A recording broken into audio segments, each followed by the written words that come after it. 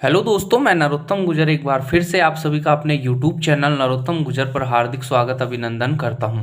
दोस्तों, हमारा interrogative pronoun topic चल रहा था, उसी टॉपिक को हम आगे बढ़ाते हुए आज हम नया पढ़ने वाले हैं। देखो, अपन ने पिछली क्लासों के अंदर हूँ के बारे में, हुम के बारे में और व्हाट के बारे में देख लिया।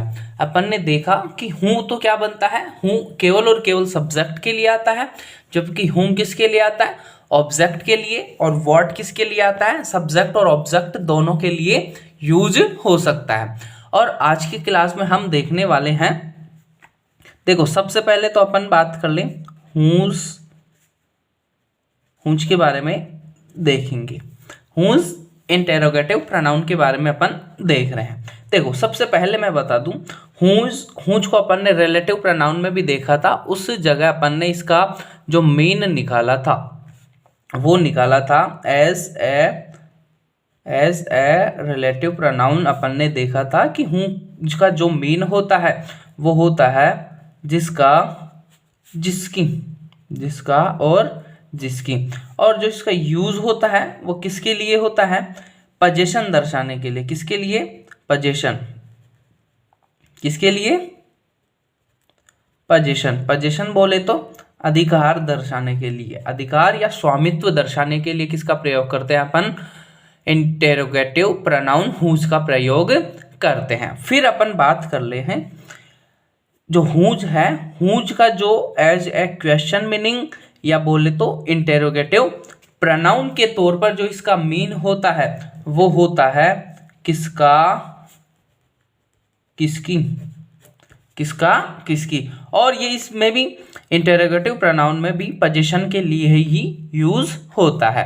अब बात कर ले ये पोजीशन में भी किसके लिए, पोजीशन में भी ये केवल और केवल किसके लिए, पर्सन के लिए यूज होता है। किसके लिए यूज होता है, पर्सन के लिए यूज होता है। तो डियर स्टूडेंट्स, ध्यान रखना कि रिलेटिव प्रोनाउन के तौर पर भी किसके लिए यूज होता है, पोजीशन के लिए। और ये एज ए क्वेश्चन बोले या फिर बोल सकते हैं इंटेरोगेटिव प्रोनाउन के तौर पर भी किसके रूप में यूज होता है, पोजीशन दर्शाने के लिए यूज होता है। अब देखने की कोशिश करना, जैसे एक एग्जांपल मैं बताऊं, हुज इज दिस हाउस, यानी कि यह हाउस किसका है, यह हाउस किसका है। हुज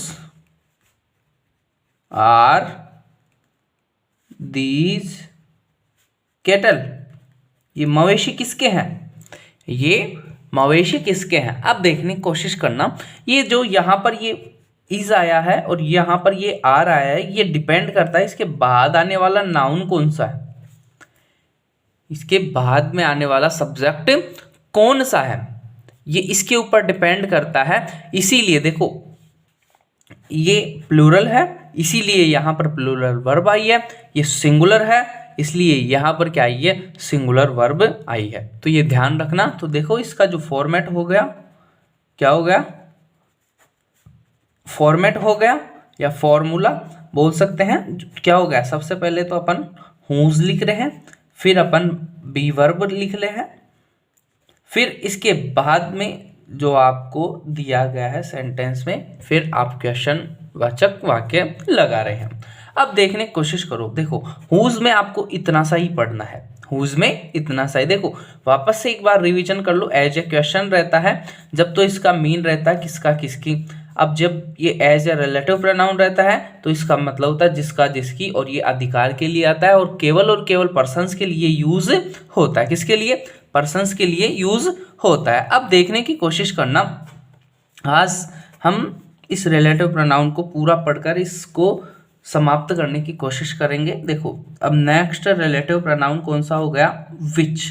कौन सा हो गया, विच। अब देखो अपन ने इसको WH वर्डों के अंदर भी पढ़ा था, जब अपन ने नाउन वाली, प्रोनाउन वाली हल्की हल्की सी इनका जब परिचय देखा था, उस समय भी इस टॉपिक को अपन देख चुके हैं।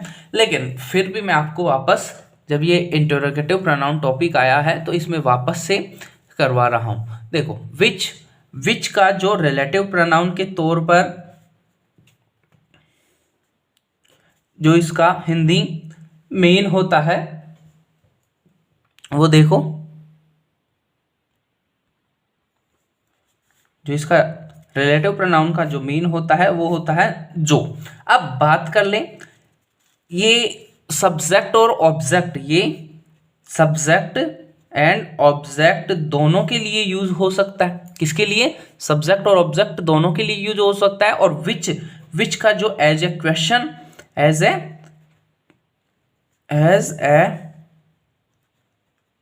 क्वेश्चन जो इसका मीन होता है वो होता है कौन सा, कौन सी, कौन सा, कौन सी, कौन से। अब मैं बात कर लूं, विच का प्रयोग किसके लिए होता है? पर्सन तथा थिंग्स दोनों के लिए इसका उपयोग होता है। पर्सन तथा थिंग्स दोनों के लिए ही विच का प्रयोग अपन करते हैं। और जो सबसे मेन इंपॉर्टेंट बात है, तो विच का प्रयोग कहां पर करेंगे? मान लो पर्सन और थिंग के लिए आप करते हो, लेकिन पर्सन और थिंग के लिए कौन सी स्थिति में करोगे? तो वो स्थिति होती है सिलेक्शन की। कौन सी होती है? सिलेक्शन, यानी कि चुनाव की। किसकी? चुनाव की। जब आपको किसी चीज को चुनना हो, उसके लिए अपन क्या करते हैं? विच रिलेटिव प्रोनाउन और विच ही इंटेरोगेटिव प्रोनाउन का अपन उपयोग करते हैं। अब देखने की कोशिश करना, मैंने आपको बताया विच क्या बन सकता है? सब्जेक्ट और ऑब्जेक्ट बन सकता है। तो सब्जेक्ट बनेगा तो इसके लिए जो फॉर्मेट होगा वो क्या होगा? मैं आपको बता रखा हूं, जब भी कोई WH वर्ड क्या होता है, जब भी कोई WH वर्ड सब्जेक्ट होता है, यानी कि सब्जेक्ट हो, लिख सकते हैं, जब विच सब्जेक्ट हो तो फॉर्मेट कौन सा काम करेगा? फॉर्मेट काम करेगा which plus verb, which plus में वर्ब प्लस जो भी आपको दिया हो। जब ऑब्जेक्ट हो तो क्या होगा? जब विच ऑब्जेक्ट हो तो उस स्थिति में कौन सा फॉर्मेट काम करेगा? Which plus helping verb plus subject plus verb. अब ये वर्ब कौन सी होगी? ये वाली वर्ब होगी मेन वर्ब। तो आप समझ गए। देखो, कोई भी WH वर्ड जब सब्जेक्ट होता है खुद, तो अपने बाद में क्या लेगा? वर्ब लेगा। जब कोई भी WH वर्ड जब ऑब्जेक्ट रहता है तो अपने बाद में क्या लेता है? हेल्पिंग वर्ब लेता है। और जो शब्द वाक्य शुरू नहीं कर सकते, उनसे फिर भी सेंटेंस शुरू करवाया जाता है, तो ऐसी स्थिति में इन्वर्जन होता है। देखो, हेल्पिंग वर्ब उसके बाद में आई है, यानी कि सब्जेक्ट के पूर्व में हेल्पिंग वर्ब आई है। बेसिकली ये होता है, सब्जेक्ट के बाद में वर्ब आती है, लेकिन इंटेरोगेटिव सेंटेंसों में हेल्पिंग वर्ब सब्जेक्ट के पूर्व में लिखी जाती है। तो देखो, ये दो फॉर्मेट हो गए। दो फॉर्मेटों में देख लिया भाई, सब्जेक्ट के तौर पर हो तो वर्ब उसके बाद में आएगी, और ये जब ऑब्जेक्ट हो तो उसके जस्ट बाद में क्या आएगी? उसके जस्ट बाद में आएगी हेल्पिंग वर्ब, फिर अपन सब्जेक्ट का उपयोग करेंगे। अब देखो, एक एक एग्जांपल्स अपन देख लेते हैं। Which is your car. अब देखो, ये सब्जेक्ट कॉम्प्लीमेंट दे रखा है। क्या दे रखा है? ये सब्जेक्ट कॉम्प्लीमेंट, यानी कि कौन सी तुम्हारी कार है, या बोल सकते हैं तुम्हारी कार कौन सी है। तो ये सिलेक्शन दर्शा रहा है। क्या दर्शा रहा है? सिलेक्शन दर्शा रहा है। अब देखने की कोशिश करना, अब ये यहाँ पर विच क्या है? विच यहाँ पर ये सब्जेक्ट के तौर पर आया है, इसीलिए अपने बाद में क्या लिया? अपने बाद में ये हेल्पिंग वर्ब लिया है, और इसके बाद में ये लिया है सब्जेक्ट कॉम्प्लीमेंट। अब बात कर ले एक एग्जाम्पल। देखो, विच विल शी टेक। वह क्या लेगी? वह क्या लेगी? अब देखने की कोशिश करना,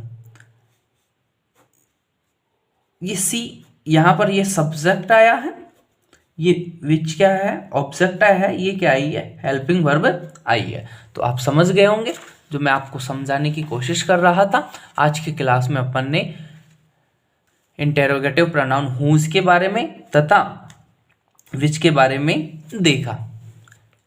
अगर आपको ये सेशन अच्छा लगा है तो चैनल को लाइक और वीडियो को लाइक, चैनल को सब्सक्राइब जरूर से जरूर करें। Thank you, bye bye, take care. मिलेंगे नेक्स्ट सेशन में बहुत ही शानदार वीडियो के साथ में। Bye bye.